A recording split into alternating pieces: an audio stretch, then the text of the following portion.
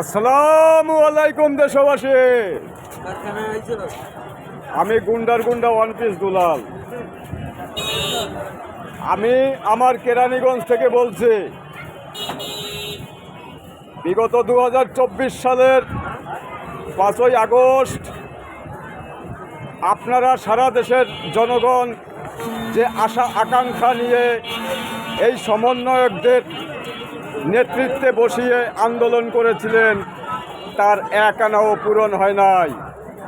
অর্থাৎ চাকরিতে নিয়োগ, বদলি, প্রমোশন, বাণিজ্য এখনও বন্ধ হয় নাই।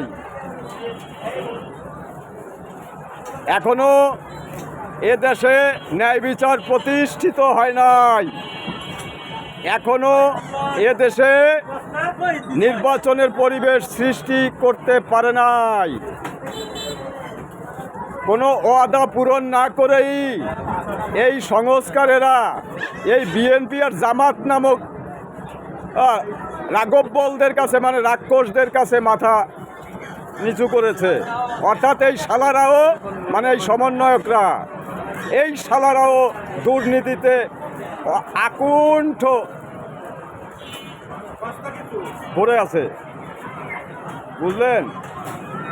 এই সমন্বয়করা আর এই ডক্টর ইউনূস, বাংলাদেশ সেনাবাহিনী প্রধান সহ সেনাবাহিনীর অনেক সদস্য এখন এই দুর্নীতিতে জড়িয়ে পড়েছে, যার কারণে কিছুদিনের ভিতরে কোনো রকম একটা নির্বাচন দিয়ে ব্যাস ওনারা সরে পড়তে পারেন।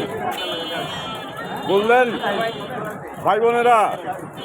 এই হচ্ছিল বর্তমান মানে উপদেষ্টা পরিষদ এবং সেনাবাহিনীর কর্মকাণ্ড।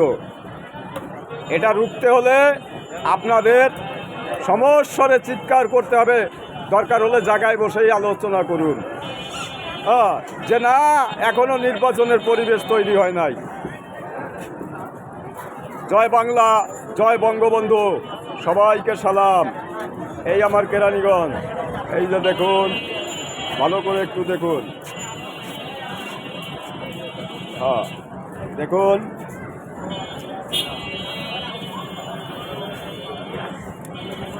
এই আমার কেরানীগঞ্জ।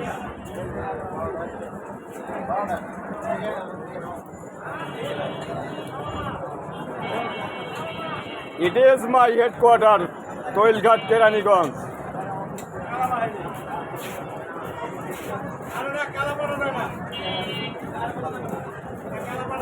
সবাইকে সালাম।